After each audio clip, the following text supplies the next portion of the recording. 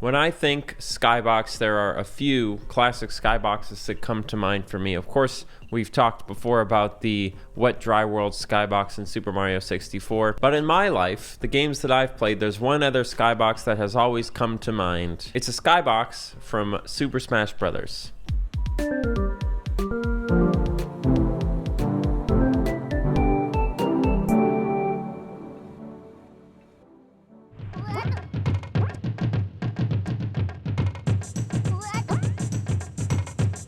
One of the loveliest things about Super Smash Bros. In terms of looking at it for Skyboxes is they're all delineated very clearly.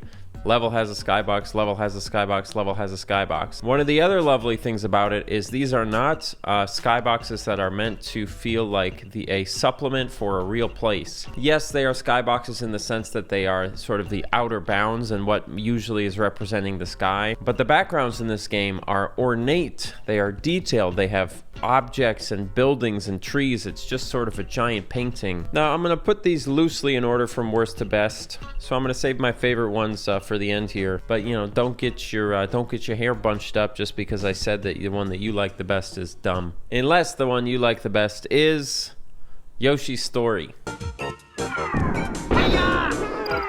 I don't remember what this level's actually called. I don't like this level that much. I don't like the skybox in it. We're not talking a two-dimensional flattening of a large three-dimensional space. It is meant to just look like some sort of drapery. I've got a blanket on the floor right there. Not impressed by that either. It is technically meant to be a sky. There are clouds, there is a sun, there is an ocean. It looks like something that would be on the wall of a children's dentist's office. Sorry if that's your favorite skybox. Go play Yoshi's Story if it is.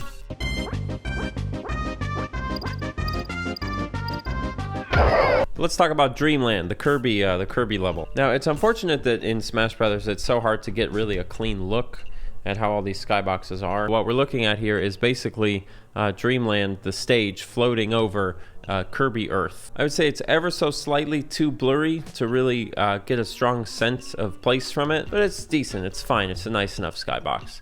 This is sort of a C-tier skybox for Super Smash Bros. 64.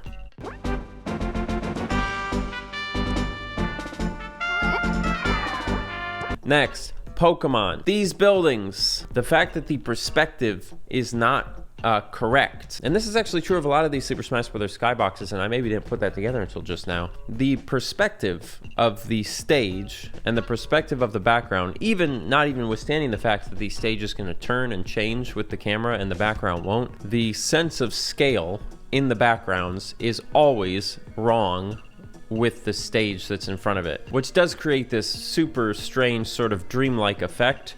You look into the backgrounds, especially this one in, is it Saffron City? I can't remember.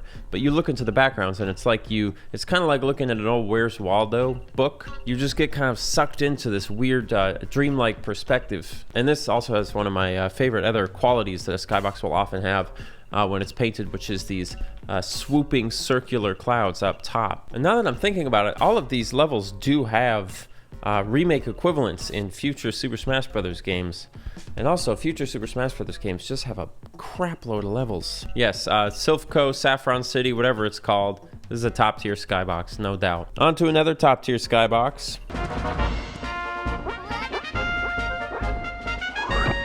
This Hyrule Castle, I remember being a kid and playing this level, and the background of this was like definition of fractal eyeball zoom, what's going on back there type thing. Pausing the game, tilting the camera, trying to get a sense of what actually was drawn back there. It does appear to be Ocarina of Time's Hyrule Field. There's Death Mountain in the background, and you have a loose collection of trees and forests and other sort of Zelda motifs. Now, I wouldn't go so far as to say that it actually feels like you are standing on top of a castle in the world, but compared to the Pokemon one, it certainly feels a lot more like that because of the skybox.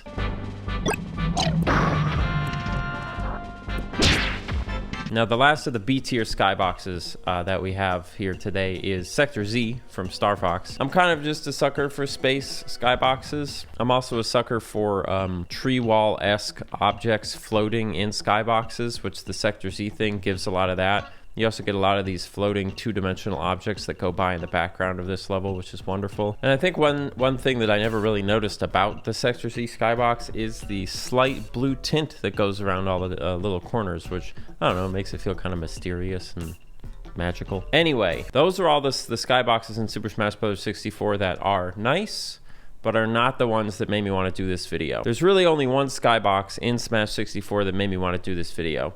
But when I went to go play the game to look at all the Skyboxes firsthand again, it turns out there is another one that might be the best Skybox in the game. Both of these Skyboxes play at what I think is the biggest strength of a Skybox. I'm sure we've talked about this before, but I think the strength of a Skybox is the fact that it is not fundamentally three-dimensional.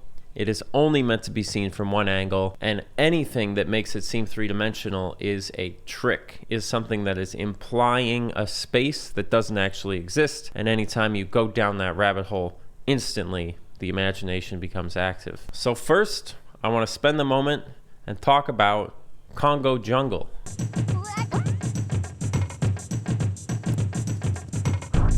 Boy, what can you say? Everybody knows that sunsets are beautiful. A pixelated, orange, frozen, blurry sunset in the background that you only get the briefest glimpses of, some of which are glimpses within glimpses hidden behind jungle trees. Looking at a sunset on any given day implies such a vastness to a world, and there's such a weird juxtaposition between, you know, if you go out and look at a real sunset and you go, wow, this world is so huge, it is so beautiful, it evokes these feelings of sort of like spiritual size relativism in you as a person. What an interesting feeling when you have that imagery squashed down to 2 dimensions and then compressed and hidden behind a cartoon game. You know, I look at it and it's like I instantly get transported 150 miles towards the horizon where the sun is setting and the clouds and the trees and all that stuff. Such a beautiful, such an atmospheric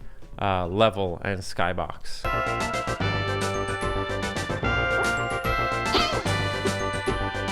The last Skybox, Brinstar. Is it Brinstar? It could be some other Metroid place. Again, I didn't write down the titles. I didn't think anything of this level. I think if you would have asked me what the Skybox for this level was before I had played it, I would have said, oh, I think it's some, like there's some yellow lava on the bottom and then it's just like these big walls around. It's like you're in a big cavern.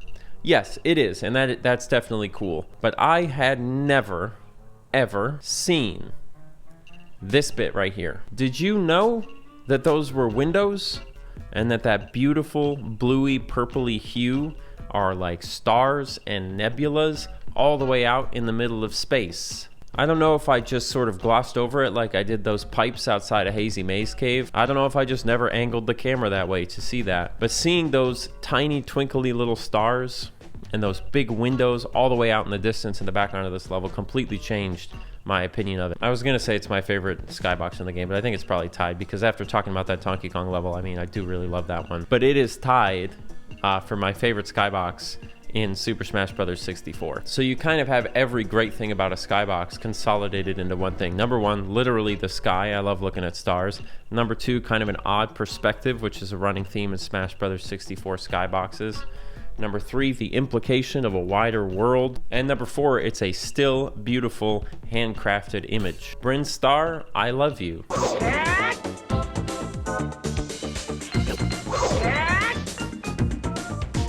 Okay, that's going to wrap us up for another episode of Skybox Appreciation. Kind of an interesting one for me. I felt like individually I didn't have that much to say, but I learned a little bit more about what I like so much about Skyboxes from it. What's your favorite pixely tiny image blown up to a huge thing to look at in the background of Super Mario backgrounds bros?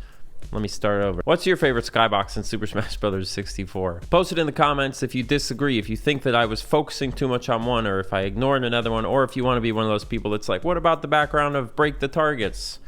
You may also post those complaints in the comments right now. I know there were a couple that I missed. Additionally, if you think there's a game that would be a good candidate for this series, post it in the comments as well. I have one more coming on another N64 game, but I'd really like to do some not N64 stuff. despite the fact that I talk about loving the two-dimensional skyboxes, I'm not at all opposed to looking at stuff that incorporates elements of 3D, like maybe some of the newer Smash Brothers backgrounds. As far as I'm concerned, it might not literally be a skybox, but it still qualifies. It still evokes those wonderful feelings. Thank you so much for watching this video. I appreciate it a ton. Remember, this is a viewer-supported channel. Your help on Patreon is what continues to allow us to grow and to thrive and to not die. You can find me on TikTok. You can find me on Twitter. Just look it up, it's fine. And if you enjoyed this video and you want me to make more videos like this, please just post a comment saying, hey, I liked this video, this is the one that I liked, and this is the one that I want you to make. I want to make things that you want to watch. So if this is one of the things that you want to watch, post it in the comments and say that you liked it. Anyway, as I'm sure many of you know, in my free time, I make a lot of music. And speaking of music, as usual this week, please enjoy the song. I'll see you next time. I knew exactly what I wanted to do with my time, so I did it.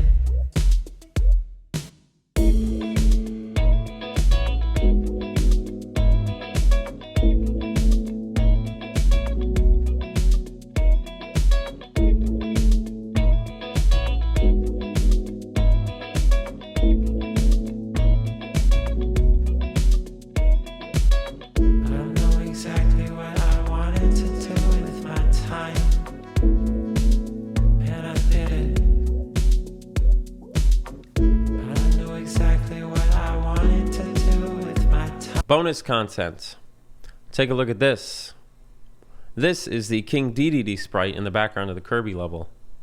I like this sprite a lot.